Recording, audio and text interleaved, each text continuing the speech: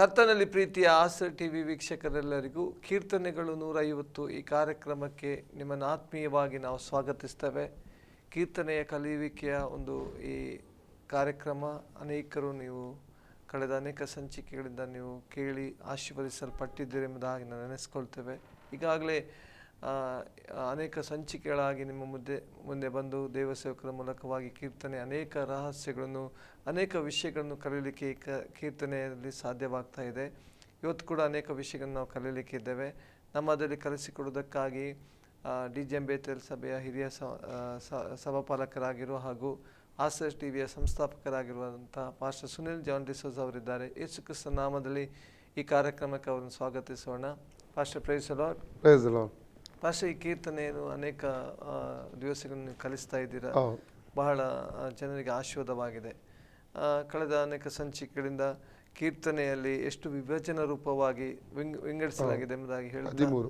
ಹೌದು, ಅದನ್ನು ವಿವರಿಸ್ತಾ ಇದ್ದೀರಾ? ಹೌದು. ಒಂದನೇದ್ದು ಸ್ತೋತ್ರ ಗೀತೆಗಳು, ಎರಡನೇದ್ದು ವೈಯಕ್ತಿಕ ಪ್ರಲಾಪಗಳು, ಮೂರನೇದ್ದು ಸಾಮಾಜಿಕ ಪ್ರಲಾಪಗಳು, ನಾಲ್ಕನೇದ್ದು ಸ್ತುತಿ ಗೀತೆಗಳು, ಐದನೇದ್ದು ಜ್ಞಾನ ಕೀರ್ತನೆಗಳು, ಆರನೇದ್ದು ರಾಜಕೀಯ ಕೀರ್ತನೆಗಳು, ಏಳನೇದ್ದು ಮೆಸ್ಸಿಯನ ಕುರಿತಾಗಿರೋ ಕೀರ್ತನೆಗಳು, ಎಂಟನೇದ್ದು ಶಾಪ ಕೀರ್ತನೆಗಳು, ಒಂಬತ್ತನೇದ್ದು ಐತಿಹಾಸಿಕ ಅಥವಾ ಚಾರಿತ್ರಿಕ ಕೀರ್ತನೆಗಳು, 10 ಆರಾಧನೆಯ ಕೀರ್ತನೆಗಳು, ಆರಾಧನಾ ಕೀರ್ತನೆಗಳು, 11 ಅಲ್ಲೆಲುಯ್ಯ ಕೀರ್ತನೆಗಳು, 12 ಯಾತ್ರಾ ಕೀರ್ತನೆಗಳು, 13 ಧರ್ಮಶಾಸ್ತ್ರ ಕೀರ್ತನೆಗಳೆಂಬ ವಿಭಜನ ರೂಪಗಳನ್ನು 13 ವಿಭಜನ ರೂಪಗಳಲ್ಲಿ ಕಾಣ್ತೇವೆ ನಾವು. ಈಗ ನಾವು ಧ್ಯಾನ ಮಾಡ್ತಿದ್ದು ಸ್ತೋತ್ರ ಗೀತೆಗಳು, ವೈಯಕ್ತಿಕ ಪ್ರಲಾಪಗಳು. ಸ್ತೋತ್ರ ಗೀತೆಗಳು ಆಲ್ರೆಡಿ ಧ್ಯಾನ ಮಾಡಿದ್ದೇವೆ. ಈಗ ವೈಯಕ್ತಿಕ ಪ್ರಲಾಪಗಳಲ್ಲಿ 3ನೇ ಕೀರ್ತನೆ, 4ನೇ ಕೀರ್ತನೆ, 5ನೇ ಕೀರ್ತನೆ, 7ನೇ ಕೀರ್ತನೆ, 14ನೇ ಕೀರ್ತನೆ, 17ನೇ ಕೀರ್ತನೆ, 22ನೇ ಕೀರ್ತನೆ, ಒಟ್ಟಿಗೆ 7 ಕೀರ್ತನೆಗಳು ಈ ಒಂದು ವೈಯಕ್ತಿಕ ಪ್ರಲಾಪಗಳಲ್ಲಿ ಇರುವುದನ್ನು ಕಾಣ್ತೇವೆ. ಈಗ ಇವತ್ತು ನಾವು 4ನೇ ಕೀರ್ತನೆ, ಈ ವೈಯಕ್ತಿಕ ಪ್ರಲಾಪಗಳಿರುವ 4ನೇ ಕೀರ್ತನೆಯಲ್ಲಿ ನಾವು ನೋಡುವ 4ನೇ ಕೀರ್ತನೆ 8 ವಾಕ್ಯಗಳು ಉಂಟು. ಇದರ ಗ್ರಂಥಕರ್ತನು ಭಕ್ತನಾದ ದಾವೀದನಾಗಿದ್ದಾನೆ. ಇಲ್ಲಿ 8 ವಾಕ್ಯಗಳನ್ನು ನಾವು 5 ವಿಭಾಗ ಮಾಡಿ ಧ್ಯಾನ ಮಾಡಬಹುದು. 1ನೇ ವಾಕ್ಯ 2ರಿಂದ 5, 2ನೇ ವಾಕ್ಯ 2ನೇ ಭಾಗ, 6ನೇ ವಾಕ್ಯ 3ನೇ ಭಾಗ, 7ನೇ ವಾಕ್ಯ 4ನೇ ಭಾಗ, 8ನೇ ವಾಕ್ಯ 5ನೇ ಭಾಗ. ಹೀಗೆ ಇದನ್ನು 5 ವಿಭಾಗಗಳನ್ನು ವಿಂಗಡಿಸಿ 8 ವಾಕ್ಯಗಳನ್ನು ಧ್ಯಾನ ಮಾಡಬಹುದು. ಈ ಮೊದಲನೇ ಭಾಗದಲ್ಲಿ ನಾವು ಓದುವಾಗ ಪ್ರಾರ್ಥನೆಗೆ ಸಂಬಂಧಪಟ್ಟದ್ದು. ಈ ಭಕ್ತ ದಾವೀದನ ದೇವರಿಗೆ ನ್ಯಾಯಾಧಿಪತಿಯನ್ನಾಗಿ ಆತನು ಕರೀತಿದ್ದಾನೆ, ನ್ಯಾಯ ತೀರಿಸುವುದಕ್ಕಾಗಿ. ಓದಿಕೊಡೋಣ ನಾವು 1-2 ವಾಕ್ಯ. ನ್ಯಾಯವನ್ನು ಸ್ಥಾಪಿಸುವ ನನ್ನ ದೇವರೇ, ನಿನಗೆ ಮೊರೆ ಇಡುತ್ತೇನೆ, ಸದುತ್ತರವನ್ನು ದಯಪಾಲಿಸು.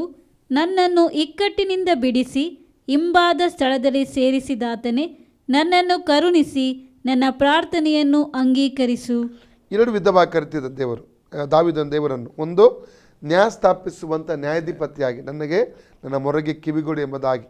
ಎರಡನೇದಾಗಿ, ಇಕ್ಕಟ್ಟಿನ ಅವಸ್ಥೆಯಿಂದ ಬಿಡಿಸಿ ಇಂಬಾದ ಸ್ಥಳದಲ್ಲಿ ಸೇರಿಸಿದಾತನೆಂಬುದಾಗಿ, ನನ್ನ ಪ್ರಾರ್ಥನೆಯನ್ನು ಅಂಗೀಕರಿಸೆಂಬುದಾಗಿ.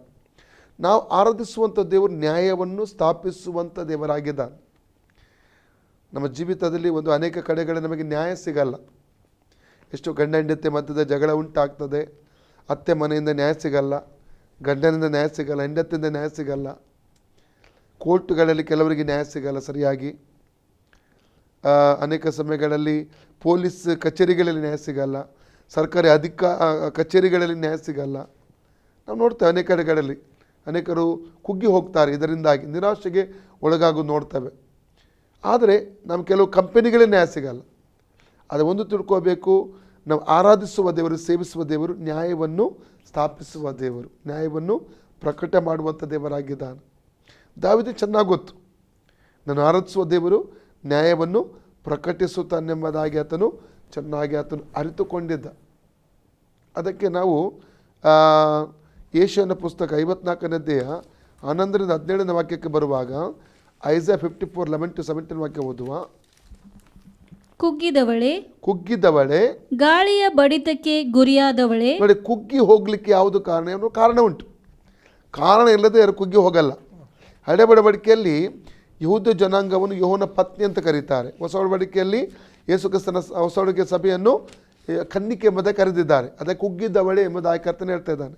ಕುಗ್ಗಿದವಳೆ, ಕುಗ್ಗುವುದ ಕಾರಣ ನ್ಯಾಯಸ್ಥಾಪನೆ, ಕೆಲವು ನ್ಯಾಯ ಸಿಗದೆ ಹೋದರೆ ಕುಗ್ಗಿ ಹೋಗ್ತೇವೆ. ಕುಗ್ಗಿ ಹೋದವಳೆ. ಗಾಳಿಯ ಬಡಿತಕ್ಕೆ ಗುರಿಯಾದವಳೆ. ಗಾಳಿಯ ಬಡಿತಕ್ಕೆ ಗುರಿಯಾದವಳೆ. ಗಾಳಿ ಯಾವುದು? ಹೋರಾಟ ಎಂಬ ಗಾಳಿ. ಮತ್ತು 14:24 ಏನು ಹೇಳ್ತದೆ?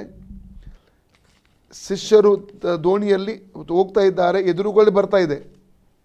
ಗಾಳಿ ಅಂದರೆ ಹೋರಾಟ, ಸಮಸ್ಯೆಗಳು. ಅದೇ ಗಾಳಿಯ ಬಡಿತಕ್ಕೆ ಸಿಕ್ಕಾಕೊಂಡವಳೆ. ಮುಂದೆ ಓದಿ. ಯಾರು ಸಂತೈಸದವಳೆ. ಯಾರು ಸಂತೈಸದ. ಅನೇಕ ಸಲ ನಮಗೆ ಯಾರು ಸಂತೈಸಲ್ಲ. ದುಃಖದಲ್ಲಿರ್ತೇವೆ, ನೋವಿನಲ್ಲಿರ್ತೇವೆ, ಎದುರು ನೋಡ್ತೇವೆ. ಯಾರು ಸಂತೈಸಲಿ, ಯಾರಲ್ಲೂ ಬಲಪಡಿಸಲಿ, ಒಳ್ಳೆ ಮಾತು ಹೇಳಿ ಅಂತ ಯಾರು ಒಳ್ಳೆಯಿರಲ್ಲ. ಅದು ದೇವರು ನೋಡ್ತಾನೆ ಎಲ್ಲವನ್ನು. ಯಾರು ಸಂತೈಸದವಳು ಎಂಬುದಕ್ಕೆ ಕೇಳ್ತಾನೆ. ಇಗೋ ಇಂದ್ರ ನೀಲ ಮಣಿಗಳಿಂದ ನಿನಗೆ ಅಸ್ಥಿವಾರವನ್ನು ಹಾಕಿ ನಿನ್ನ ಕಲ್ಲುಗಳನ್ನು ನೀಲಾಂಜನದ ಗಾರೆಯಿಂದ ಕಟ್ಟುವೆನು. ಅಂದರೆ ಲೋಕದ ಜನರ ದೃಷ್ಟಿಯಲ್ಲಿ ಬೆಲೆ ಇಲ್ಲದಂಥ ವ್ಯಕ್ತಿಯನ್ನು ಬೆಲೆಯುಳ್ಳ ವ್ಯಕ್ತಿಯನ್ನಾಗಿ ಮಾರ್ಪಡಿಸೋದು ಯಾರು? ದೇವರು. ದಾವೀದ ಹೇಳ್ತಾನಲ್ಲ, ಇಕ್ಕಟ್ಟಾದ ಅವಸ್ಥೆಯಿಂದ ಬಿಡಿಸಿ ಇಂಬಾದ ಸ್ಥಳದಲ್ಲಿ ಸೇರಿಸಿದ ಆತನೇ. ಹೌದಲ್ಲ? ಓಕೆ, ಮುಂದೆ ಓದಿ. ನಿನ್ನ ಶಿಖರಗಳನ್ನು ಮಾಣಿಕ್ಯಗಳಿಂದ, ನಿನ್ನ ಬಾಗಿಲುಗಳನ್ನು ಪದ್ಮರಾಗಗಳಿಂದ, ನಿನ್ನ ಪೌಳಿ ಗೋಡೆಯನ್ನು ಮನೋಹರ ರತ್ನಗಳಿಂದ ನಿರ್ಮಿಸುವೆನು. ನಿನ್ನ ಮಕ್ಕಳೆಲ್ಲರೂ ಯೆಹೋವನಿಂದ ಶಿಕ್ಷಿತರಾಗುವರು. ಅವರಿಗೆ ಅಧಿಕ ಸುಕ್ಷೇಮವಾಗುವುದು. ಅಧಿಕವಾದ ಸುಕ್ಷೇಮ. ಮಕ್ಕಳ ಮೇಲೂ ಕೂಡ ಒಂದು ದೇವರ ಆಶೀರ್ವಾದ ಇರ್ತದೆ. ಮುಂದೆ ಓದಿ. ಧರ್ಮವೇ ನಿನಗೆ ಆಧಾರ. ನೀನು ಹಿಂಸೆಗೆ ದೂರವಾಗಿರುವಿ. ನಿನಗೆ ಹೆದರಿಕೆ ಇರುವುದಿಲ್ಲ. ನಾಶನವು ದೂರವಾಗಿರುವುದು. ನಿನ್ನ ಹತ್ತಿರಕ್ಕೆ ಬಾರದು. ನೋಡು, ಯಾರಾದರೂ ನಿನ್ನ ಸಂಗಡ ವ್ಯಾಜ್ಯವಾಡಿದರೆ ಅದು ನನ್ನ ಅಪ್ಪಣೆಯಿಂದ ಅಲ್ಲ. ಯಾರು ನಿನ್ನ ಮೇಲೆ ವ್ಯಾಜ್ಯವಾಡುತ್ತಾರೋ ಅವರು ನಿನ್ನ ನಿಮಿತ್ತ ಕೆಡವಲ್ಪಡುವರು. ಕೇಳು, ಕೆಂಡವನ್ನು ಊದುತ್ತಾ ಉಪಯುಕ್ತವಾದ ಆಯುಧವನ್ನುಂಟು ಮಾಡುವ ಕಮ್ಮಾರನನ್ನು ಸೃಷ್ಟಿಸಿದವನು ನಾನೇ. ಹಾಳು ಮಾಡುವ ಕೆಡುಕನನ್ನು ನಿರ್ಮಿಸಿದವನು ನಾನೇ. ನಿನ್ನನ್ನು ಎದುರಿಸಲು ಕಲ್ಪಿಸಿದ ಯಾವ ಆಯುಧವೂ ಜಯಿಸದು. ನ್ಯಾಯ ವಿಚಾರಣೆಯಲ್ಲಿ ನಿನಗೆ ವಿರುದ್ಧವಾಗಿ ಹೇಳುವ ಪ್ರತಿಯೊಂದು ನಾಲಿಗೆಯನ್ನು ದೋಷಿ ಎಂದು ನೀನು ಖಂಡಿಸುವಿ. ಈ ಸ್ಥಿತಿಯೇ ಯೆಹೋವನ ಸೇವಕರ ಸ್ವಾಸ್ಥ್ಯವು ನಾನು ದಯಪಾಲಿಸುವ ಸಧರ್ಮ ಫಲವೂ ಆಗಿದೆ ಎಂದು ಯೆಹೋವನು ಅನ್ನುತ್ತಾನೆ. ಆಮೆನ್. Praise God. ಅಂದರೆ ತನ್ನ ಜನರಿಗೆ ದೇವರು ಯಾವ ರೀತಿಯ ಪ್ರೊಟೆಕ್ಷನ್ ಕೊಡ್ತಾನೆ ಎಂಬುದಾಗಿ ಇಲ್ಲಿ ನೋಡ್ತಾನೆ. ನ್ಯಾಯ ಸ್ಥಾಪಿಸುವ ದೇವರು ಒಂದೊಂದಾಗಿ ದೇವರು ದಾವೀದನ ಕರೀತಾನೆ. ಎರಡನೇದಾಗಿ ಇಕ್ಕಟ್ಟಿನ ಸ್ಥಿತಿಯಿಂದ ಬಿಡಿಸಿ ಇಂಬಾದ ಸ್ಥಳದಲ್ಲಿ ಸೇರಿಸಿದ. ದಾವೀದನನ್ನು ದೇವರು ಇಂಬಾದ ಸ್ಥಿತಿಗೆ ವಿಶಾಲವಾದ ಸ್ಥಿತಿಯಲ್ಲಿ ಸೇರಿಸಿದ. ಎರಡನೇ ಭಾಗ 2ರಿಂದ 5ನೇ ವಾಕ್ಯದಲ್ಲಿ 10 ಕಾರ್ಯದಲ್ಲಿ ನೋಡ್ತೇವೆ. 10 ಕಾರ್ಯಗಳು. ಕೀರ್ತನೆ 4ನೇ ಅಧ್ಯಾಯದಲ್ಲಿ 2ರಿಂದ 5ನೇ ವಾಕ್ಯದ 2ನೇ ಭಾಗದಲ್ಲಿ 10 ವಿಷಯಗಳನ್ನು ನೋಡ್ತೇವೆ. ಒಂದನೇದಾಗಿ ಓದಿ. ಮಹನೀಯರೇ. ಅಂದರೆ ಹೇಗೆ ನೋಡಿ, ಗೌರವ ಕೊಟ್ಟು ಆತನು ಮಾತಾಡ್ತಾ ಇದ್ದಾನೆ. ದಾವೀದನು ಯಾರೊಟ್ಟಿಗೆ ಮಾತಾಡ್ತಾ ಇದ್ದಾನೆ? ವೈರಿಗಳೊಂದಿಗೆ ಮಾತಾಡ್ತಿದ್ದಾನೆ. ಅವನ ವಿರುದ್ಧವಾಗಿ ತಂತ್ರ ಮಾಡುವ ವ್ಯಕ್ತಿಗಳೊಟ್ಟಿಗೆ ಮಾತಾಡ್ತಿದ್ದಾನೆ. ಓಕೆ, ಮುಂದೆ ಓದಿ. ಮಹನೀಯರೇ, ನೀವು ಎಷ್ಟರವರೆಗೆ ನನ್ನ ಗೌರವ ಕೆಡಿಸಿ ನನ್ನನ್ನು ಅವಮಾನ ಪಡಿಸುವಿರಿ. ಒಂದನೇ ಕಾರ್ಯ ಯಾವುದು? ನೀವು ಎಷ್ಟರವರೆಗೆ ನನ್ನ ಗೌರವ ಕೆಡಿಸಿ ನನ್ನನ್ನು ಅವಮಾನ ಪಡಿಸ್ತೀರಿ. ಅಂದರೆ ಅವನ ಗೌರವ ಕೆಡಿಸಿ ಅವಮಾನ ಪಡಿಸುವ ಒಂದು ಗುಂಪಲ್ಲಿತ್ತು. ಆರಂಭದಲ್ಲಿ ಓದಿದ್ದೇವೆ, ನ್ಯಾಯವನ್ನು ಸ್ಥಾಪಿಸುವ ದೇವರೇ ನನ್ನ ಮೊರೆಗೆ ಕಿವಿಗೊಡು. ನ್ಯಾಯಕ್ಕಾಗಿ ದೇವರ ಬಳಿ ಬಂದಿದ್ದಾನೆ. ಅಲ್ಲಿ ದೇವರ ಹತ್ರ ಪ್ರಾರ್ಥಿಸಿ. ಈಗ ಜನರೊಟ್ಟಿಗೆ ಯಾರೊಟ್ಟಿಗೆ ಮಾತಾಡ್ತಿದ್ದಾನೆ? ವೈರಿಗಳೊಂದಿಗೆ ಮಾತಾಡ್ತಾ ಇದ್ದಾನೆ. ಕೋಪದಿಂದಲ್ಲ, ಅವರೊಟ್ಟಿಗೆ ಒಂದು ರೀತಿಯ ಒಂದು ಬುದ್ಧಿವಾದ ಆಗಿರ್ಬೋದು, ಗೌರವಪೂರ್ವಕ ಎಷ್ಟವಾಗಿ ನನ್ನ ಅವಮಾನ ಮಾಡಿ ನನ್ನ ಗೌರವವನ್ನು ಕೆಡಿಸಿ ಅವಮಾನ ಮಾಡ್ತೀರಿ. ಮುಂದೆ ಓದಿ. ಯಾಕೆ ನಿರರ್ಥಕವಾದದನ್ನು ಪ್ರೀತಿಸಿ ಸುಳ್ಳನ್ನು ಹಿಂಬಾಲಿಸ್ತೀರಿ. ಸುಳ್ಳನ್ನು ಯಾಕೆ ನಿರರ್ಥಕವನ್ನು ಪ್ರೀತಿ ಮಾಡಿ ಸುಳ್ಳನ್ನು ಹಿಂಬಾಲಿಸ್ತಾ ಇದ್ದೀರಿ? ಯೋಗ್ಯವಲ್ಲದನ್ನು, ತಪ್ಪಾದದನ್ನು ಯಾಕೆ ಪ್ರೀತಿಸಿ ಸುಳ್ಳನ್ನು ಹಿಂಬಾಲಿಸ್ತೀರಿ? ಎರಡನೇ ಕಾರ್ಯ ಆತನ ಹೇಳ್ತಾ ಇದ್ದಾನೆ. ಮುಂದೆ ಓದಿ. ಮೂರನೇದಾಗಿ, ಯೆಹೋವನು ತನ್ನ ಭಕ್ತನನ್ನು ಯೆಹೋವನು ತನ್ನ ಭಕ್ತನನ್ನು ತನಗೋಸ್ಕರ ಪ್ರತ್ಯೇಕಿಸಿಕೊಂಡಿದ್ದಾನೆಂದು ಪ್ರತ್ಯೇಕಿಸಿಕೊಂಡಿದ್ದಾನೆಂದು ತಿಳಿದುಕೊಳ್ಳಿರಿ. ಇನ್ನೊಂದು ಮೂರನೇದಾಗಿ ಇನ್ನೊಂದು ವಿಷಯ ತಿಳ್ಕೊಳ್ಬೇಕಲ್ಲಿ. ದೇವರು ತನಗೋಸ್ಕರ ತನ್ನ ಭಕ್ತನನ್ನು ಈ ಲೋಕದಲ್ಲಿ ಪ್ರತ್ಯೇಕ ಮಾಡಿದ್ದಾನೆ. ತನಗೋಸ್ಕರ ಪ್ರತ್ಯೇಕ ಮಾಡಿದ ಭಕ್ತನೊಂದಿಗೆ ದೇವರು ನಿಲ್ತಾನೆ.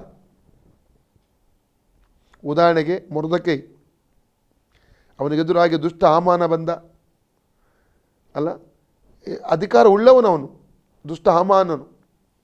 ಇವನು ಸಾಮಾನ್ಯ ಮನುಷ್ಯ, ಅದು ಇವನು ದೇವರ ಮಗನಾಗಿದ್ದ. ಇವನನ್ನು ಮಾತ್ರವಲ್ಲ, ಇಡೀ ಯೆಹೂದ ಜನಗ ನಾಶ ಮಾಡಲಿಕ್ಕೆ ಎಲ್ಲ ಪ್ಲ್ಯಾನ್ ಮಾಡಿದ ಅವನು. ಸಕ್ಸಸ್ ಅವನೇ ನಾಶವಾಗಿ ಹೋಗುವುದನ್ನಲ್ಲಿ ಕಾಣ್ತೇವೆ ನಾವು. ದೇವರು ಯಾರನ್ನು ಪ್ರತ್ಯೇಕಿಸಿ ತನಗಾಗಿ ಅಲ್ಲ, ಅವರೊಂದಿಗೆ ನಿಲ್ತಾನೆ. ದಾನಿಯೇಲನಿಗಾಗಿ ದೇವರು ನಿಂತ. ಶದ್ರಕ್ ಮೆಷಕ್ ಅಬೇದ್ನೆಗೋ ಅವರಿಗಾಗಿ ದೇವರು ನಿಲ್ಲುವುದನ್ನು ನೋಡ್ತೇವೆ ನಾವು. ಆತನು ನಮ್ಮನ್ನು ಆರಿಸಿರುವುದಾದರೆ, ತನಗಾಗಿ ಪ್ರತ್ಯೇಕಿಸಿರುವುದಾದರೆ, ಎಂಥ ಪರಿಸ್ಥಿತಿಯಲ್ಲೂ ಕೂಡ ನಮಗೋಸ್ಕರ ಆತನು ನಿಲ್ತಾನೆ. ಕೆಲಸ ಇಲ್ಲದ ಸಮಯ, ಬಿಸ್ನೆಸ್ ನಷ್ಟವಾದ ಸಮಯ, ದುಃಖದ ಸಮಯ, ಆರ್ಥಿಕ ಸಂಕಷ್ಟ ಸಮಯ, ಎಲ್ಲ ಸಮಯ ನಿಮ್ಮನ್ನು ನಿಲ್ತಾನೆ. ಮುಂದೆ ನಾಲ್ಕನೇದಾಗಿ, ನಾನು ಆತನಿಗೆ ಮೊರೆಯಿಡುವಾಗೆಲ್ಲ ಆತನು ಕೇಳುತ್ತಾನೆ. ನಾಲ್ಕನೇದಾಗಿ, ನಾನು ಆತನಿಗೆ ಮೊರೆಯಿಡುವಾಗ ಆತನ ಕೇಳ್ತ. ಕೀರ್ತನೆ 34:4, ಯೆಹೋವನ ಸನ್ನಿಧಿಯಲ್ಲಿ ಬೇಡಿಕೊಳ್ಳಲು ಎಲ್ಲ ಭೀತಿಯಿಂದ ಆತನ ಮೊರೆಗೆ ಓದಿ. ಕೀರ್ತನೆ 34:4 ಓದಿ. ನಾನು ಯೆಹೋವನ ಸನ್ನಿಧಿಯಲ್ಲಿ ಬೇಡಿಕೊಳ್ಳಲು ಆತನು ಸದುತ್ತರವನ್ನು ಕೊಟ್ಟು ಎಲ್ಲಾ ಭೀತಿಯಿಂದ ನನ್ನನ್ನು ತಪ್ಪಿಸಿದನು. ನಮ್ಮ ದೇವರು ಸದುತ್ತರ ಕೊಡುವಂಥ ದೇವರಾಗಿದ್ದಾನೆ. ನಮ್ಮ ದೇವರು ಉತ್ತರಿಸುವ ದೇವರು. ಕೀರ್ತನೆ 55 ವಾಕ್ಯದಲ್ಲಿ ದಾವೀದನು ಹೇಳ್ತಾನೆ, ಪ್ರಾರ್ಥನೆ ಕೇಳುವ ಆತ ನರರೆಲ್ಲರೂ ನಿನ್ನ ಬಳಿಗೆ ಬರುವರು. ಓಕೆ, ಐದನೇದಾಗಿ ಮುಂದೆ ಓದಿ. ಭಯಪಡಿರಿ. ಐದನೇದಾಗಿ ಹೇಳ್ತಾ ಇದ್ದಾನೆ. ಯಾರನ್ನು ನೋಡಿ ಹೇಳೋದು ಇದೆಲ್ಲ ಮಾತು? ವೈರಿಗಳನ್ನು ನೋಡಿ ಭಯಪಡಿರಿ. ದೇವರು ಭಯಪಡಬೇಕು. ನಿಮಗೆ ತಪ್ಪು ಕೆಲಸ ಮಾಡಲಿಕ್ಕೆ, ದೇವರ ಮಗುವಿಗೆ ವಿರೋಧವಾಗಿ ನಿಲ್ಲಿದ್ದಕ್ಕೆ ಭಯಪಡಬೇಕು. ಭಯಪಡ್ರಿ. ಆರನೇದಾಗಿ, ಪಾಪ ಮಾಡಬೇಡಿರಿ. ಆರನೇದಾಗಿ ಏನು ಹೇಳ್ತಿದ್ದಾನೆ ಆತನು? ಪಾಪ ಮಾಡಬೇಡಿ. ಮುಂದೆ ಓದಿ. ಮೌನವಾಗಿರಿ. ಹೇಳಿದಕ್ಕೆ ಮೌನವಾಗಿ. ಯಾಕೆ ಮೌನವಾಗಿ ಅಂತ ಹೇಳ್ತಿದ್ದಾನೆ? ಅವರು ಅವಮಾನ ಮಾಡ್ತಾ ಇದ್ದಾರೆ ದಾವೀದನನ್ನು, ಆತನ ಹೆಸರನ್ನು ಕೆಡಿಸ್ತಾ ಇದ್ದಾರೆ. ಅದಕ್ಕಾಗಿ ಅವನೇನು ಹೇಳ್ತಾರೆ? ಮೌನವಾಗಿದ್ದಾನೆ. ನೋಡಿ, ಒಂದು ವಾಕ್ಯ ಜ್ಞಾನೋಕ್ತಿ 21:23 ಓದಿ. ಪ್ರಾಬ್ಸ್ 21:23. ತನ್ನ ಬಾಯನ್ನು ನಾಲಿಗೆಯನ್ನು ಕಾಯುವವನು ತೊಂದರೆಗಳಿಂದ ರಕ್ಷಿಸಿಕೊಳ್ಳುವನು. ಅದಕ್ಕೆ ಅವನೇನು ಹೇಳ್ತಿದ್ದಾನೆ? ಮೌನವಾಗಿರಿ. ಯಾರಿಗೆ ಆಲೋಚನೆ ಕೊಡ್ತಾನೆ? ವೈರಿಗಳಿಗೇನೆ. ಓಕೆ, ಮುಂದೆ ಓದಿ. ಹಾಸಿಗೆಯ ಮೇಲೆ ಇರುವಾಗ, ಎಂಟನೇದಾಗಿ, ಹಾಸಿಗೆಯ ಮೇಲೆ ಇರುವಾಗ ಹೃದಯದಲ್ಲೇ ಆಲೋಚಿಸಿಕೊಳ್ಳಿರಿ. ಆಲೋಚನೆ ಮಾಡಿ. ಮಲಗಿರುವಾಗಲೇ ನಾವು ದಿನ ಬರೋಕ್ಕೆ ಮುಂಚೆ, ಮುಂಜಾನೆ ಬರೋಕ್ಕೆ ಮುಂಚೆ ಹಾಸಿಗೆಯಲ್ಲಿರುವಾಗ ಏನು ಮಾಡಬೇಕಂತೆ? ಆಲೋಚಿಸಬೇಕು. ದೇವರ ಕೃಪೆ ಆಲೋಚನೆ ಮಾಡಬೇಕು. ದೇವ್ರ ದಯೆಯನ್ನು ಆಲೋಚಿಸಬೇಕು. ನಾವು ತಪ್ಪು ಮಾಡೋಕ್ಕೆ ಮುಂಚೆ, ಪಾಪ ಮಾಡೋಕ್ಕೆ ಮುಂಚೆ. ಇದು ಸುಂದರವಾಗಿ ವಿವರಿಸ್ತಾ ಇದ್ದಾನೆ ಇಲ್ಲಿ. ಓಕೆ, ಮುಂದೆ 9ನೇದಾಗಿ, ನ್ಯಾಯವಾದ ಯಜ್ಞಗಳನ್ನು ಸಮರ್ಪಿಸಿರಿ. ಅಂದರೆ ಒಡಂಬಡಿಕೆ ಕಾಲದಲ್ಲಿ ಯಾಜಕಾಣಿ 7:37 ವಾಕ್ಯ ಪ್ರಕಾರ 6 ವಿಧವಾದ ಯಜ್ಞಗಳನ್ನು ಕೊಡಲಿಕ್ಕಿತ್ತು. 6 ವಿಧವಾದ ಯಜ್ಞಗಳನ್ನು ದೇವಜನರು ದೇವರಿಗೆ ಕೊಡ್ತಾ ಇದ್ದರು ಹಳೆ ಒಡಂಬಡಿಕೆಯಲ್ಲಿ. ಹೊಸ ಒಡಂಬಡಿಕೆಯಲ್ಲಿ ಕೂಡ ಯಜ್ಞಗಳು ಉಂಟು. ಹೋಶೇಯ ಪುಸ್ತಕ 14 ಅಧ್ಯಾಯ 2ನೇ ವಾಕ್ಯ ಹೇಳ್ತದೆ, ಸ್ತೋತ್ರಗಳೆಂಬ ಓರಿಗಳು. ಕೀರ್ತನೆ 50:14 ಕೂಡ ನೋಡ್ತೇವೆ, ಸ್ತುತಿ ಸ್ತೋತ್ರ ಎಂಬ ಯಜ್ಞವನ್ನು ನನಗೆ ಸಮರ್ಪಿಸಿದ ದೇವರ. ಸ್ತುತಿಯು ಯಜ್ಞವಾಗಿದೆ. ಫಿಲಿಪ್ 2:17 ಹೇಳ್ತದೆ, ನಂಬಿಕೆ ಎಂಬ ಯಜ್ಞ. ಫಿಲಿಪಿ 2:17 ಇದು ನ್ಯಾಯವಾದ ಯಜ್ಞ. ನಂಬಿಕೆ ಇಲ್ಲದೆ, ಇಬ್ರಿ 11:6 ಏನು ಹೇಳ್ತದೆ? ನಂಬಿಕೆ ಇಲ್ಲದೆ ದೇವರನ್ನು ಮೆಚ್ಚಿಸುವುದು ಅಸಾಧ್ಯ. ದೇವರು ಹುಡುಕೋರು ದೇವರು ಇದ್ದಾನೆ ಮತ್ತು ಹುಡುಕೋರಿಗೆ ಪ್ರತಿಫಲ ಕೊಡ್ತಾನೆ ಎಂಬುದಾಗಿ ನಂಬಬೇಕು. ನಂಬಿಕೆ ಯಜ್ಞವಾಗಿದೆ. ಸಕಾರಾತ್ಮಕವಾದ ನಂಬಿಕೆಯೊಂದಿಗೆ ನಾವು ನಿಲ್ಲುವುದಾದರೆ, ದೇವರು ಸೇವಿಸುವುದಾದರೆ, ಹುಡುಕುವುದಾದರೆ, ಅಲ್ಲಿ ಏನಾಗ್ತದೆ? ದೇವರು ಕೊಡುವಂಥ ಅದೊಂದು ಯಜ್ಞವಾಗಿದೆ ಅಂತ. ಇಬ್ರಿ 13:14-15-16 ವಾಕ್ಯ ಓದುವಾಗ ಧರ್ಮ ಎಂಬ ಯಜ್ಞ, ಪರೋಪಕಾರ ಯಜ್ಞ, ಅನೇಕ ಯಜ್ಞಗಳಲ್ಲಿ ಕಾಣ್ತೇವೆ ನಾವು. ಹಳಬಡಂಬಡಿಕೆಯಲ್ಲಿ ಸಲ್ಲಿಸ್ತಿದ್ದ ಆ ಯಜ್ಞ ಮುಗಿದಿದೆ ಅಲ್ಲ ಪಾಸ್ಟರ್? ಅದು ಮುಗಿದಿದೆ. ಪ್ರಾಣಿಗಳ ಪಕ್ಷಿಗಳ ಯಜ್ಞ ಅದೆಲ್ಲವೂ ನಿಂತು ಹೋಗಿದೆ. ಯಾವಾಗ ನಿಂತು ಹೋಯಿತು? ಯೋಹನ್ನ 1:29 ಏನು ಹೇಳ್ತದೆ? ಸಾನಿಕವನ್ನು ಯೇಸುವನ್ನು ನೋಡಿ ಏನು ಹೇಳಿದ? ಈಗೋ ಯಜ್ಞಕ್ಕೆ ನೇಮಕ ಮಾಡಿದಂಥ ದೇವರ ಕುರಿಮರಿ, ಲೋಕದ ಪಾಪವನ್ನು ಪರಿಸವನು ಯೇಸುವನ್ನು ನೋಡಿ ತೋರಿಸಿ ಹೇಳಿದ. ಯೇಸುವಿನ ಯಜ್ಞದ ಮೂಲಕ ಲೋಕದ ಎಲ್ಲ ಯಜ್ಞ ನಿಂತು ಹೋಯಿತು, ಪ್ರಾಣಿ ಯಜ್ಞ ನಿಂತು ಹೋಯಿತು. ಅದು ಇವತ್ತು ಹೊಸ ಒಡಂಬಡಿಕೆಯಲ್ಲಿ 1 ಪೇತ್ರ 2:1-5 ಪ್ರಕಾರ ಆತ್ಮೀಯ ಯಜ್ಞಗಳನ್ನು ದೇವರಿಗೆ ಸಮರ್ಪಣೆ ಮಾಡಬೇಕು. ಓದಿ 1 Peter 2:1-5. ಆದ ಕಾರಣ ಎಲ್ಲ ಕೆಟ್ಟತನವನ್ನು, ಎಲ್ಲ ವಂಚನೆಯನ್ನು, ಕಪಟವನ್ನು, ಹೊಟ್ಟೆ ಕಿಚ್ಚನ್ನು, ಎಲ್ಲ ಥರದ ನಿಂದೆಯನ್ನು ವಿಸರ್ಜಿಸಿ ಹಸು ಮಕ್ಕಳಂತೆ ಪಾರಮಾರ್ಥಿಕವಾದ ಶುದ್ಧ ಹಾಲನ್ನು ಬಯಸಿರಿ. ಆದ್ದರಿಂದ ಬೆಳೆಯುತ್ತಾ ರಕ್ಷಣೆಯನ್ನು ಹೊಂದುವಿರಿ. ಕರ್ತನು ದಯಾಳುವೆಂದು ನೀವು ಅನುಭವದಿಂದ ತಿಳಿದುಕೊಂಡಿದ್ದೀರಲ್ಲವೋ. ನೀವು ಜೀವವುಳ್ಳ ಕಲ್ಲಾಗಿರುವ ಆತನನ್ನು ಸೇರಿಕೊಂಡಿದ್ದೀರಿ. ಆ ಕಲ್ಲನ್ನು ಮನುಷ್ಯರು ನಿರಾಕರಿಸಿದರು. ದೇವರು ಅದನ್ನು ಆಯಲ್ಪಟ್ಟದ್ದು ಮಾನ್ಯವಾದದ್ದು ಎಂದು ಎನಿಸಿದನು. ನೀವು ಸಹ ಜೀವವುಳ್ಳ ಕಲ್ಲುಗಳಾಗಿದ್ದು ಆತ್ಮ ಸಂಬಂಧವಾದ ಮಂದಿರವಾಗಲಿಕ್ಕೆ ಕಟ್ಟಲ್ಪಡುತ್ತಾ ಇದ್ದೀರಿ. ಮತ್ತು ಯೇಸು ಕ್ರಿಸ್ತನ ಮೂಲಕ ದೇವರಿಗೆ ಸಮರ್ಪಕವಾದ ಆತ್ಮೀಯ ಯಜ್ಞಗಳನ್ನು ಸಮರ್ಪಿಸುವುದಕ್ಕೆ ಪವಿತ್ರ ಯಾಜಕ ವರ್ಗದವರಾಗಿದ್ದೀರಿ. ಆತ್ಮೀಯ ಯಜ್ಞಗಳನ್ನು ಸಮರ್ಪಿಸುವಂತ ಪವಿತ್ರ ಯಾಜಕ ವರ್ಗದವರು ಹೊಸ ಒಡಂಬಡಿಕೆಯ ಕ್ರೈಸ್ತ ವಿಶ್ವಾಸಿಗಳು. ಆತ್ಮೀಯ ಯಜ್ಞಗಳು, ಅದಕ್ಕೆ ಅಲ್ಲಿ ಹೇಳ್ತದೆ ನ್ಯಾಯವಾದ ಯಜ್ಞಗಳನ್ನು ದೇವರಿಗೆ ಸಮರ್ಪಿಸಿರಿ ಎಂಬುದಾಗಿ 9ನೇದಾಗಿ ದಾವೀದನು ತನ್ನ ವೈರಿಗಳಿಗೆ ಹೇಳ್ತಾ ಇದ್ದಾನೆ. ಯಾಕಂದರೆ ಆದಿಕಾಂಡ 4:4-5 ಆಬೇಲ ಸರಿಯಾದ ಯಜ್ಞ ಕೊಟ್ಟ. ಅವನ ಜೀವಿತ ಸರಿ ಇತ್ತು. ಕಾಯಿನನ ಜೀವಿತ ಸರಿ ಇರಲಿಲ್ಲ. ಅವನು ಯಜ್ಞ ಕೊಟ್ಟ. ದೇವರು ಕಾಯಿನ ಯಜ್ಞ ಮೆಚ್ಚಲಿಲ್ಲ. ಆಬೇಲನ್ನು ಮೆಚ್ಚಿದ. ಆಬೇಲ ಯಜ್ಞವನ್ನು ಮೆಚ್ಚುವುದನ್ನು ಕಾಣ್ತೇವೆ ನಾವು. ಓಕೆ, 10ನೇದಾಗಿ ಅದೇ 5ನೇ ವಾಕ್ಯ ಓದಿ, ಕೀರ್ತನೆ 4:5. ಯೆಹೋವನಲ್ಲಿಯೇ ಭರವಸೆ ಇಡಿರಿ. ಅಂದರೆ ದೇವರಲ್ಲೇನ ಭರವಸೆ.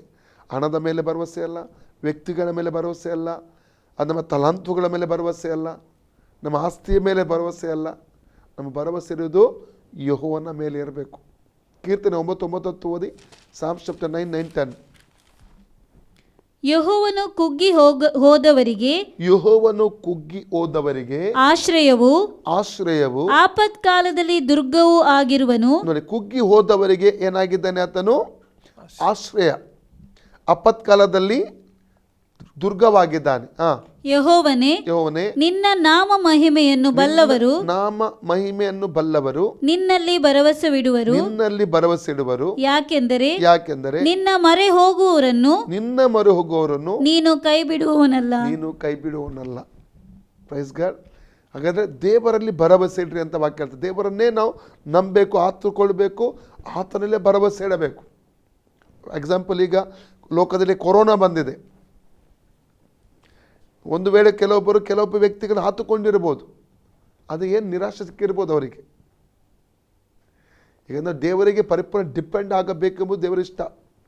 ದೇವರನ್ನೇ ಹಾತುಕೊಳ್ಳಬೇಕು ಎಂಬುದು ದೇವರ ಇಷ್ಟವಾಗಿದೆ. ಯೆರೆಮೀಯ 17:5-6 ವಾಕ್ಯ ಓದಿ. ಯೆರೆಮೀಯ 17:7-8 ವಾಕ್ಯ. ಯಾವನು ಯೆಹೋವನಲ್ಲಿ ನಂಬಿಕೆ ಇಟ್ಟಿದ್ದಾನೋ, ಯಾವನಿಗೆ ಯೆಹೋವನು ಭರವಸವಾಗಿದ್ದಾನೋ, ಅವನು ಧನ್ಯನು. ನೀರಾವರಿಯಲ್ಲಿ ನೆಡಲ್ಪಟ್ಟು ಹೊಳೆಯ ದಡದಲ್ಲಿ ತನ್ನ ಬೇರುಗಳನ್ನು ಹರಡಿ ಧಗೆಗೆ ಭಯಪಡದೆ. ಧಗೆ ಅಂದ್ರೆ ಯಾವುದು? ಹೋರಾಟ, ಸಮಸ್ಯೆ, ದುಃಖ, ನೋವುಗಳು. ಧಗೆಗೆ ಭಯಪಡದೆ ಹಸುರೆಲೆಯನ್ನು ಬಿಡುತ್ತಾ ಕ್ಷಾಮ ವರ್ಷದಲ್ಲಿಯೂ. ಕ್ಷಾಮ ಅಂದ್ರೆ ಈಗ ಕ್ಷಾಮ ವರ್ಷ. ಲೋಕದಲ್ಲಿ ಕೊರೋನಾ ಬಂದಿದೆ, ಕೆಲಸ ಇಲ್ಲ, ಬಿಸ್ನೆಸ್ ನಷ್ಟವಾಗಿದೆ. ಕ್ಷಾಮ ವರ್ಷ. ಈಗ ಕ್ಷಾಮ ವರ್ಷದಲ್ಲಿಯೂ ನಿಶ್ಚಿಂತೆಯಾಗಿ ಸದಾ ಫಲ ಕೊಡುತ್ತಾ ಇರುವ ಮರಕ್ಕೆ ಸಮಾನನಾಗಿರುವನು. ಹಲ್ಲೆಲೂಯಾ. ಹಾಗಾದ್ರೆ ಇಲ್ಲಿ ದೇವರಲ್ಲಿ ಟ್ರಸ್ಟ್ ಮಾಡ್ಬೇಕು, ದೇವರನ್ನು ಭರವಸೆ ಇಡಬೇಕು ನಾವು. 10 ಕಾರ್ಯದಲ್ಲಿ ತನ್ನ ವೈರಿಗಳನ್ನು ನೋಡಿ ಆತನು ಹೇಳ್ತಾ ಇದ್ದಾನೆ. 3ನೇ ಭಾಗಕ್ಕೆ ಬರುವ 6ನೇ ವಾಕ್ಯ. ಅಲ್ಲಿ ನಮಗೆ ಒಳ್ಳೆಯದನ್ನು ಮಾಡೋರು ಯಾರಿದ್ದಾರೆ? ಎಷ್ಟೋ ಜನ ಹೇಳ್ತಾರೆ ಓದಿ 6ನೇ ವಾಕ್ಯ ಓದಿ. ನಮಗೆ ಒಳ್ಳೆಯದನ್ನು ಮಾಡುವವರು ನಮಗೆ ಒಳ್ಳೆಯದನ್ನು ಮಾಡುವವರು ಯಾರಿದ್ದಾರೆಂದು ಯಾರಿದ್ದಾರೆಂದು ಅನೇಕರು ಹೇಳಿಕೊಳ್ಳುತ್ತಾರೆ. ಅನೇಕರು ಹೇಳ್ತಾರೆ. ನೋಡಿ, ಈ ಲೋಕದಲ್ಲಿ ಎಷ್ಟೋ ಜನ ಹೇಳ್ತಾರೆ, ಇವರು ಕ್ರೈಸ್ತ ವಿಶ್ವಾಸಿಗಳು ಕೂಡ ಹೇಳ್ತಾರೆ ಅನೇಕ ಸಲ, ಯಾರು ನನಗೆ ಒಳ್ಳೆಯದು ಮಾಡ್ತಾರೆ, ಯಾರು ನನಗೆ ಸಹಾಯ ಮಾಡ್ತಾರೆ, ಯಾರು ನನಗೆ ಮುಂದಕ್ಕೆ ನಡೆಸ್ಕೊಂಡು ಹೋಗುತ್ತಾರೆ. ಅನೇಕ ಸಲ ಗುಣಗುಟ್ಟುವಂಥ ಅನುಭವಗಳನ್ನು ನಾವು ಕಾಣ್ತಾ ಇದ್ದೇವೆ. ಅದು ದಾವೀದ ಏನು ಹೇಳ್ತಿದ್ದಾನೆ, ಅವನು ಕೇಳ್ತಾ ಇದ್ದಾನೆ ಯಾರೋ ಮಾತಾಡುವಂಥದ್ದು, ಒಳ್ಳೆಯದನ್ನು ಮಾಡುವವರು ನನಗೆ ಯಾರಿದ್ದಾರೆ. ಆದರೆ ಅವನೇನು ಹೇಳ್ತಿದ್ದಾನೆ, ನೀನಾದರೂ ದೇವರೇ ನಿನ್ನ ಪ್ರಸನ್ನ ಮುಖದಿಂದ ನನ್ನನ್ನು ನೋಡು. ಓದಿ ಅದೇ ವಾಕ್ಯ. ಯೆಹೋವನೇ, ನೀನು ಪ್ರಸನ್ನ ಮುಖದಿಂದ ನೀನು ಪ್ರಸನ್ನ ಮುಖದಿಂದ ನಮ್ಮನ್ನು ನೋಡಬೇಕು. ನಮ್ಮನ್ನು ನೋಡಬೇಕು. ಯಾಕೆ ಗೊತ್ತುಂಟಾ, ಹಳೆಬಡಬಡಿಕೆ ಕಾಲದಲ್ಲಿ ನಾವು ಎಸ್ತರಳ ಚರಿತ್ರೆಯಲ್ಲಿ ನೋಡ್ತೇವೆ, 5ನೇ ಅಧ್ಯಾಯ 1ನೇ ವಾಕ್ಯದಿಂದ, ಅವಳು ಹೋಗಬಾರದಾಗಿತ್ತು ಆ ಸಮಯದಲ್ಲಿ. ರಾಜನ ಸಂಧೆ 30 ದಿವಸಗಳವರೆಗೆ ಹೋದ ಅಪ್ಪಣೆ ಇರಲಿಲ್ಲ. 3 ದಿವಸ ಉಪವಾಸ ಮಾಡಿ 4ನೇ 15ರಿಂದ 17ನೇ ವಾಕ್ಯದಲ್ಲಿ ವಿಧಿಮೀರಿ ಹೋದಳು. ತನ್ನ ಸುವರ್ಣದಂಡ ಚಾಚಿದ, ದಯೆ ದೊರಕಿತ್ತು ರಾಜನತ್ತು. ಪ್ರಸನ್ನ ಮುಖ ನೋಡಿ, ಒಂದು ಕೋಪಗೊಳ್ಳಿದ್ರೆ ಏನಾಗ್ತಿತ್ತು, ಎಸ್ತಳ ತಲೆ ಹಾರಿಸ್ತಾಲ್ಪಡ್ತಿತ್ತು, ಅವಳು ಸಾಯಬೇಕಾಗಿತ್ತು. ದೇವರು ನಮ್ಮನ್ನು ಪ್ರಸನ್ನ ಮುಖದಿಂದ ನೋಡಿದರೆ ಆತನ ದಯೆಗೆ ನಾವು ಪಾತ್ರ ಆಗುತ್ತೇವೆ. ಅನೇಕ ವಾಕ್ಯ ಸತ್ಯದ ಓದ್ತೇವೆ ನಾವು. ಕೀರ್ತನೆ 31:16 ಓದಿ.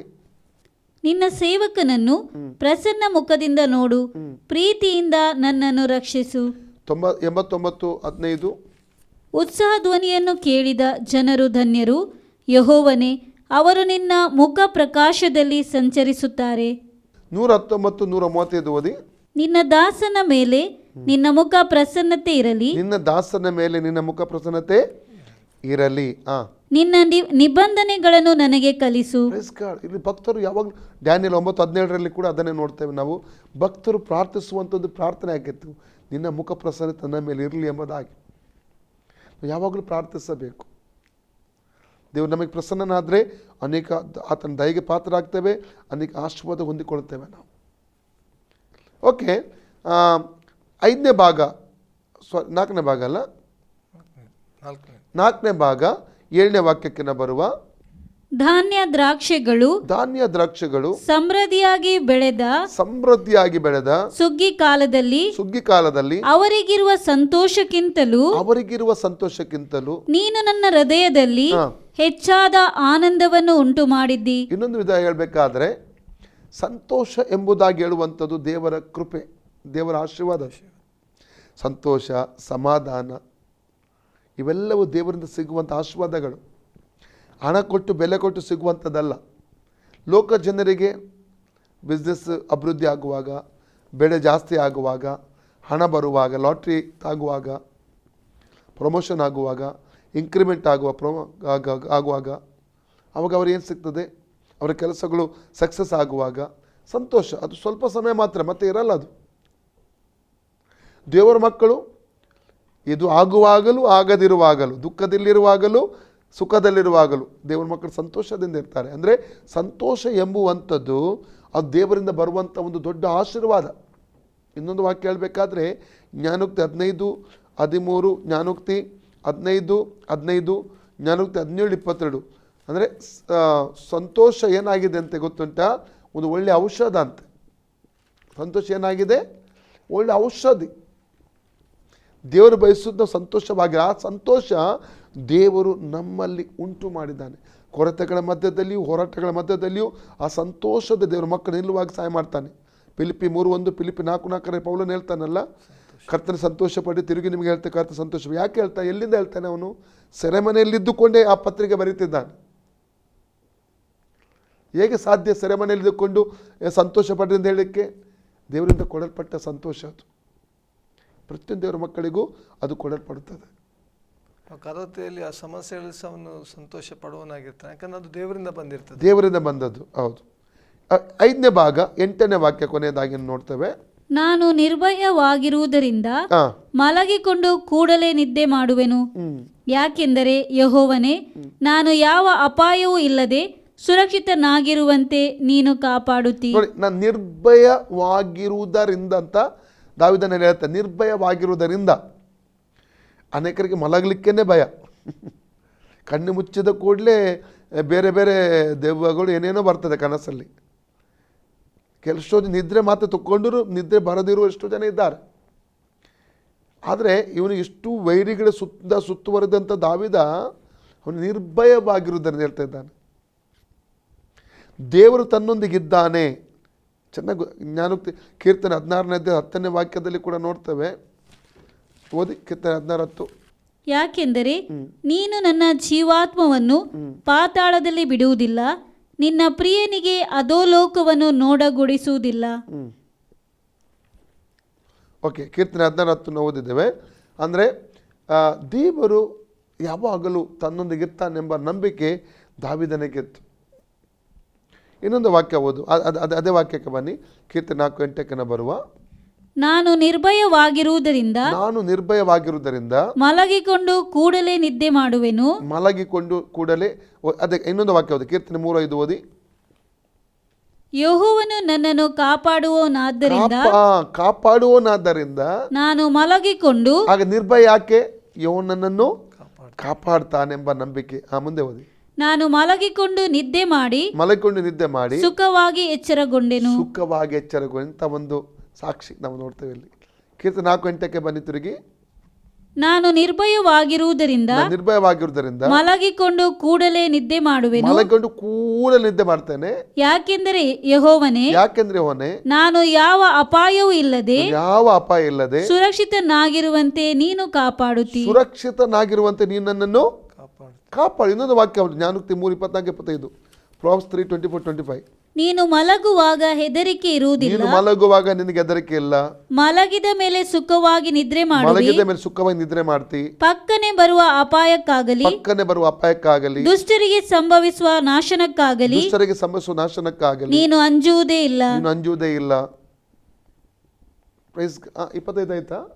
ಓಕೆ, ನಾವು ನೋಡ್ತೇವೆ ದೇವರ ಒಂದು ಪ್ರೊಟೆಕ್ಷನ್ ನಮ್ಮಲ್ಲಿ ಇರುವ ನಿಮಿತ್ತ ದೇವರು ನಮಗೆ ಒಂದು ಏನು ಕೊಡ್ತಾನೆ? ಭದ್ರತೆ ಕೊಡ್ತಾನೆ. ಭಯಪಡುವ ಅವಶ್ಯಕತೆ ಇರಲ್ಲ. ಒಳ್ಳೆ ನಿದ್ರೆ ಕೊಡ. ಎಷ್ಟೊಂದು ನಿದ್ರೆ ಇಲ್ಲ. ಎಷ್ಟೊಂದು ಹೇಳುವಂತ ಕೇಳಿದ್ದೇನೆ, ನಿದ್ರೆ ಬರಲ್ಲ ರಾತ್ರಿ. ಆದರೆ ದೇವರ ಮಕ್ಕಳಿಗೆ ಒಳ್ಳೆ ನಿದ್ರೆ ಕೊಡ್ತಾನೆ, ಭದ್ರತೆ ಕೊಡ್ತಾನೆ, ಕಾಯ್ತಾ ನಡೆಸ್ತಾನೆ ದೇವರು. ಆ ದೇವರು ನಮ್ಮ ದೇವರಾಗಿದ್ದಾನೆ. ಇದೊಂದು ದೇವರಿಂದ ಬರುವ ಒಂದು ಆಶೀರ್ವಾದ ಅಲ್ಲ? ಆಶೀರ್ವಾದ. ನಿಜವಾಗಿ ಬಹಳಷ್ಟು ಜನ ಇವತ್ತು ನಿದ್ರೆಯಲ್ಲಿ, ಇವತ್ತು ಕೊರೋನಾ ಈ ಸಮಸ್ಯೆಗಳಲ್ಲಿ ಕೊರತೆಯಲ್ಲಿರುವಾಗ ಅದು ಭಕ್ತರಿಗೆ ಅಂತ ನಿದ್ರೆ ಕೊಡ್ತಾನೆ. ಕರೆಕ್ಟ್ ಅಲ್ಲ ಪಾಸ್ಟರ್? ಈ ಕೀರ್ತನೆ ಮುಗಿತು. ಈಗ ದೇವರಿಗೆ ಸ್ತೋತ್ರವಾಗಲಿ. Praise the lord. ಪ್ರೀತಿಯ ವೀಕ್ಷಕರೇ, ಈ ಒಂದು ಕಾರ್ಯಕ್ರಮದಲ್ಲಿ ಕೀರ್ತನೆಗಳಲ್ಲಿ 4ನೇ ಕೀರ್ತನೆಗಳು ದೇವಸೇವಕರು ವಿವರಿಸಿದ್ರು. ಬಹಳಷ್ಟು ಆಶೀರ್ವಾದಕರವಾದ ದಾವಿದನು ಬರೆಯುವಂಥ ರೀತಿಯನ್ನು ಹೇಳ್ತಾ, ನಿಜವಾಗಿ ದೇವ ಭಕ್ತರಿಗೆ ದೇವರು ಕೊಡುವಂಥ ಆಶೀರ್ವಾದ, ಇಕ್ಕಟ್ಟಿನಲ್ಲಿಯೂ ಆತನನ್ನು ಆಶ್ರಯಿಸಿರುವಾಗ ಆತನು ಕಾಪಾಡುವವನಾಗಿರ್ತಾನೆ, ಭದ್ರತೆ ಕೊಡ್ತಾನೆ, ಸುರಕ್ಷತೆಯಲ್ಲಿ ನಡೆಸ್ತಾನೆ, ಒಳ್ಳೆಯ ನಿದ್ರೆಯನ್ನು ಕೊಡುವವನಾಗಿದ್ದಾನೆ. ಭಯವಿಲ್ಲದೆ ನಾವು ನಿರ್ಭಯವಾಗಿರುವಂತೆ ದೇವರು ನಮ್ಮನ್ನು ನಡೆಸುವವನಾಗಿದ್ದಾನೆ. ನಾವು ಕರ್ತನನ್ನು ಭರವಸೆಯಿಂದ ಆತನ ಆತ್ಕೊಂಡು ಜೀವಿಸೋಣ ಎಂಬುದಾಗಿ ಹೇಳುತ್ತಾ ಇವತ್ತಿನ ಕಾರ್ಯಕ್ರಮ ಮುಗಿಸಲಿಕ್ಕೆ ಬಯಸ್ತೇವೆ. ನಮ್ಮ ಮೊದಲೇ ಆಸರೆ ಟಿವಿಯಲ್ಲಿ ಬಂದು ಕೀರ್ತನೆ ಭಾಗದಲ್ಲಿ ಕೀರ್ತನೆಯ 4ನೆಯ ಭಾಗವನ್ನು ನಮಗೆ ವಿವರಿಸಿ ತಿಳಿಸಿದಂಥ ದೇವಸೇವಕರಿಗೆ ಆಸರೆ ಟಿವಿ ಪರವಾದಂಥ ವಂದನೆಗಳು. Pastor, praise the lord. ಪ್ರೀತಿಯ ವೀಕ್ಷಕರೇ, ಇನ್ನೊಂದು ಕಾರ್ಯಕ್ರಮದಲ್ಲಿ ಇನ್ನೂ ಕೀರ್ತನೆ ಅನೇಕ ವಿಷಯಗಳೊಂದಿಗೆ ನಿಮ್ಮ ಮುಂದೆ ಬರಲಿಕ್ಕಿದ್ದೇವೆ. ಅಲ್ಲಿವರೆಗೆ ವೀಕ್ಷಿಸ್ತಾ ಇರಿ ಆಸರೆ ಟಿವಿ. ವಂದನೆಗಳು.